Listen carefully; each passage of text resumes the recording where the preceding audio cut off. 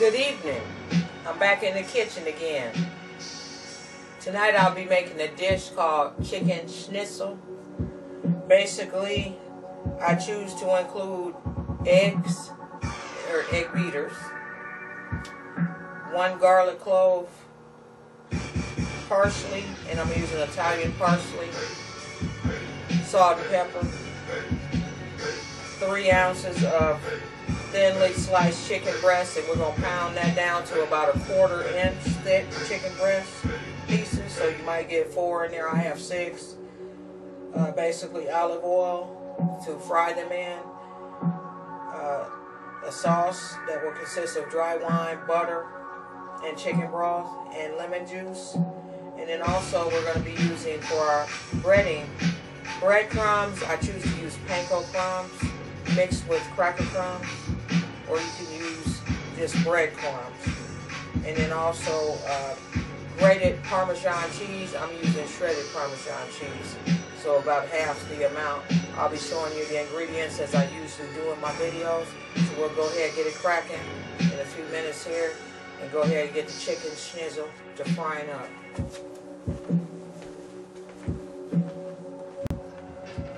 Alright, basically we have here our chicken breast, and basically I'm using about 3 ounces. 1, 2, 3. 3 ounces each. If you use a whole chicken breast, you're going to have 6 ounces. So basically I took a breast and I cut it in half sideways like so. I split that baby in half like that. So that's how we do that. And basically that's what we're going to do as far as getting it thin. And now we're going to break it down even thinner. So what I'm going to do is go ahead and cut it. And when I cut it, I'm going to go ahead and season it with some of my Salt for Life. There we go, sea salt blend for life. That's the shit right there. Gotta check it out. I'm gonna do that. I'm gonna put a little bit of pepper on there, and this is optional. The panko crumbs I'm using are unseasoned, so that's why I'm doing this.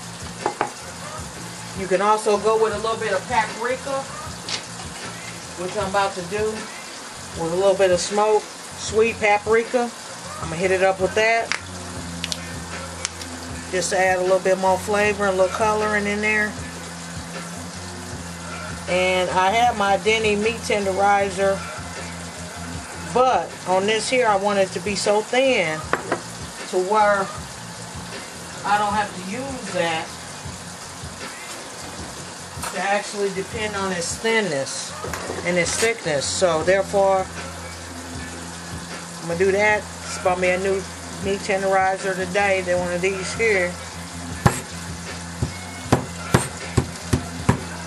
I'm gonna still use my Denny, but I'm gonna use this here to get things cracking. As you can see, this one here is a lot thicker. It's got a flat side too. Give it a nice hammer. Keep the flavors right intact.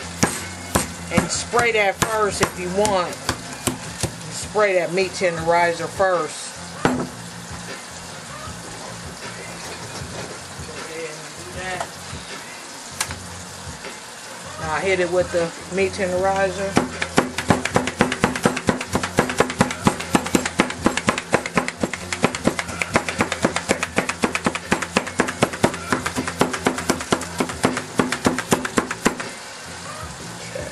This is a little messy when you go to fooling with this hammer. Mallet, as they say. Well, I call it a hammer. It'll do the job if necessary, trust me. Now, we'll go ahead and get that baby up like that again. Move that out the way. Give it a nice flip, and I got my counter line with wax paper, of course. Keep it less messy. You know, Kim don't like a mess. For any of you who have seen any of my videos, if not, take a look at some. You'll learn how to do cooking methods that involve less sloppiness. Okay, so Go like that. Oops, forgot to season. So I'll do some paprika. And this is a smoky sweet paprika, by the way, as I mentioned, from the Gourmet Spice Shop here in Omaha. Omaha's. I really like that place. You should look it up online. It's got an aroma when you walk in that greets you at the door from spices that come through the ventilation system there. Real nice place. They have an online website also that you can order spices from. They make a lot of their own daily. Okay. A little bit of pepper there. A little bit of my Salt for Life. This was made by one of the chefs at the Conagra plant here, downtown Omaha. That's why I kind of pushed that. It's one of them deals that come from here. I try to put us on the map as much as I can, but it's a really good thing. Sodium-wise, 590 milligrams to 136 per quarter teaspoon. That's really good. All right, so we have our chicken breasts pounded down to the thickness, I should say, that I want them. You want them to be like so, very, very thin.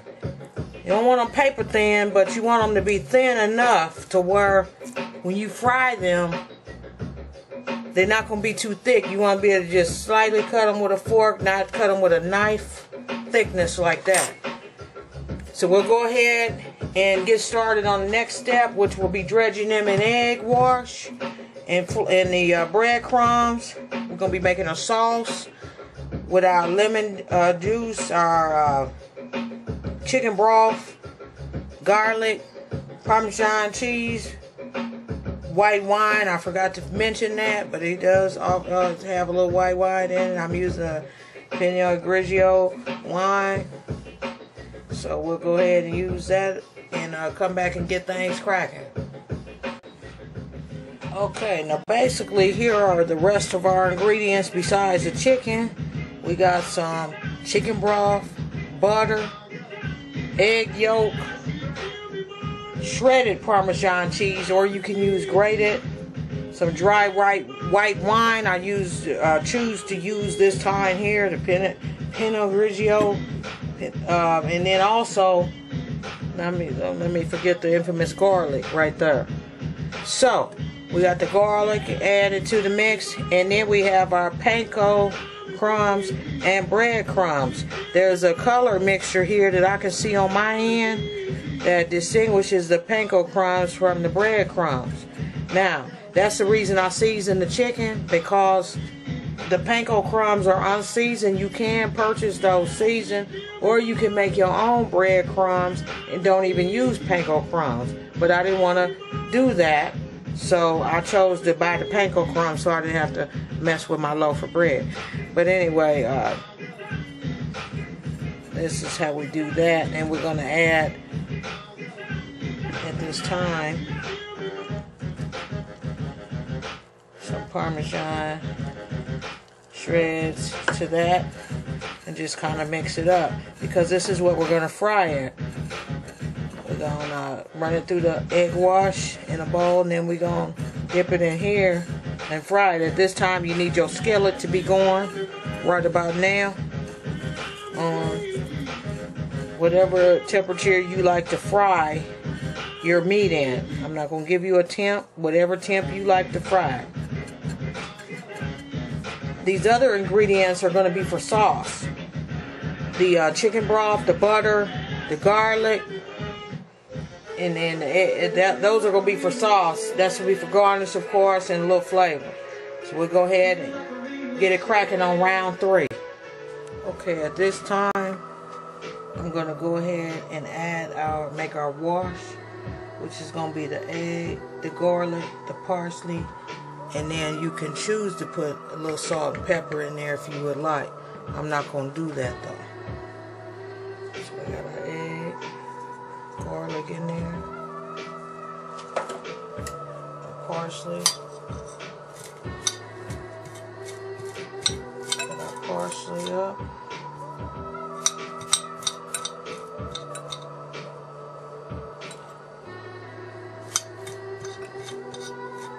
We got some pieces in there. That's a little big, but that's alright.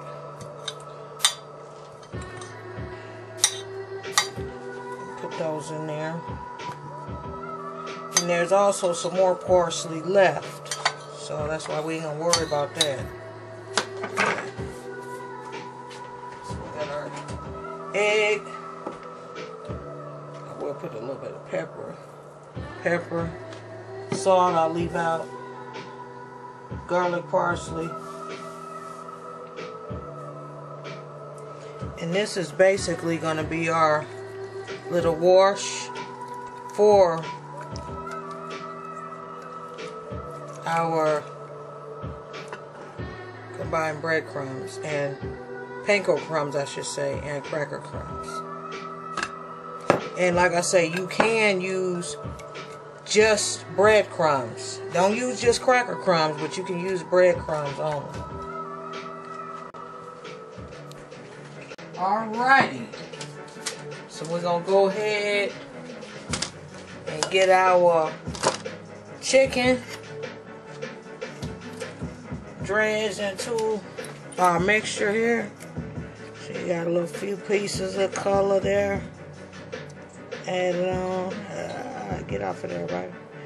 Alright, there we go. And we're just going. And I like to make sure these are well coated. You might want to have you a reserve layer of, or a dish, I should say, of your breading, because I like to really push down in there and make sure it's really coated. Bump that one coat stuff. I like a little nice little coating on it.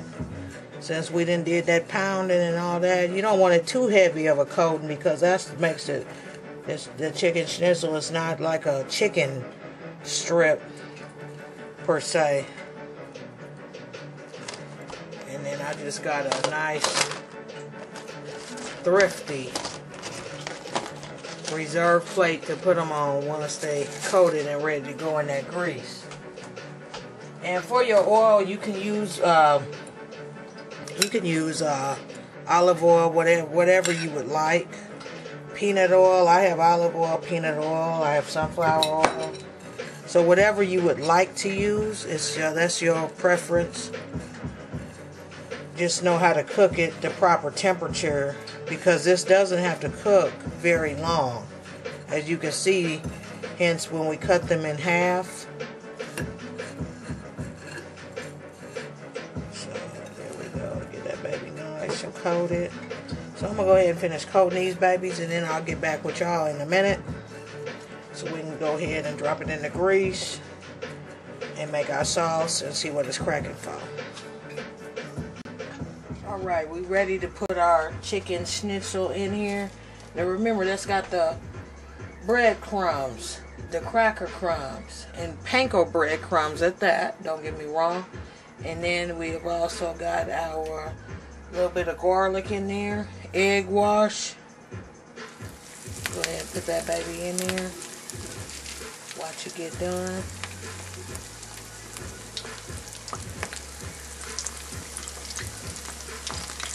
And these don't have to cook very long. The thinness is the key. The thinner you get them, the less time they have to cook.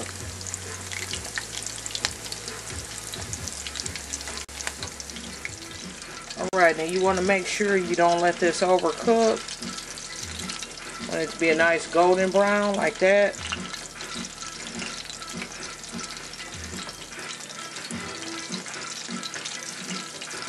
There we go. Nice golden brown. Perfect. You don't want your parsley on there to cook and be really black or dark. You know, that's not going to be for a very appetizing entree if it's, you know, it's all dark and everything. You put it on there and everything else is golden brown. So we're going to even it out. Just turn it over, cook it, watch it. I got mine on about a medium. That's all the heat you need. You don't need no medium high.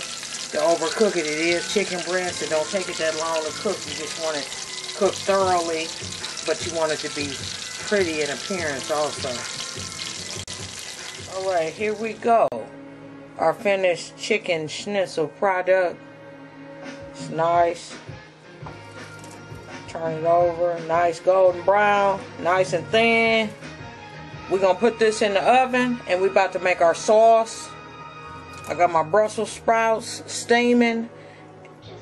And the key to the Brussels sprouts, you've seen that in the video earlier. So we'll just show you the finished product of those once they're on the dish.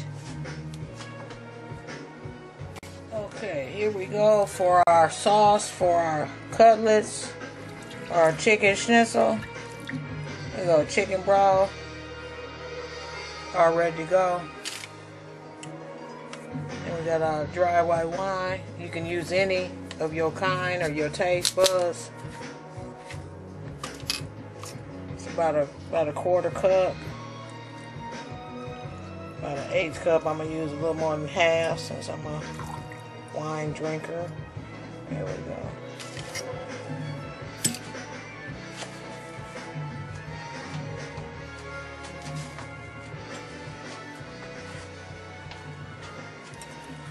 Just go ahead and heat that. We're going to add a little bit of lime juice in there. See you back in a minute. Alright, so we got our chicken broth in there. I'll pour a little bit of lemon juice in there. If you use lime, you can use that too. Just use less. A little bit of butter. And the rest of our Parmesan. I'm even add a little bit of smoky paprika back in there.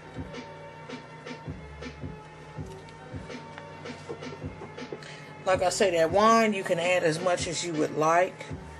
If you are a connoisseur of wine and love to have foods with the taste of stronger strengths of wine in them, go for the gusto. That's what I suggest.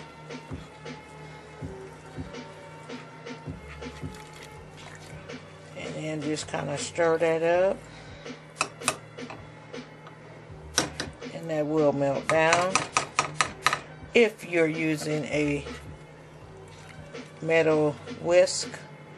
Because all that's going to be used for is to pour over the chicken schnitzel, but it gives a hell of a flavor. I tried this earlier and it does give a very good flavor. So that's the only reason they ask for grated in most recipes, but I didn't want to use grated. So I like to modify recipes to my taste and what I think my subscribers will like the most in as far as taste. And it don't seem like it's going to come off of there, but it will. So we'll come back and catch this on the thicker side. And go from there and dish this baby up. Okay, here we have it. The chicken schnitzel. We got the broccoli coinciding with the chicken schnitzel. Parmesan on top with our special sauce that consists of lemon, parsley, butter, chicken broth. Thicken it up a bit however you like. Chicken breast, pounded 1/4 inch thickness. Strawberryita on the side to wash it down. Go for the gusto on everything and anything you do. Thank you for tuning in, and send me any requests you may have, and I'll oblige if I can.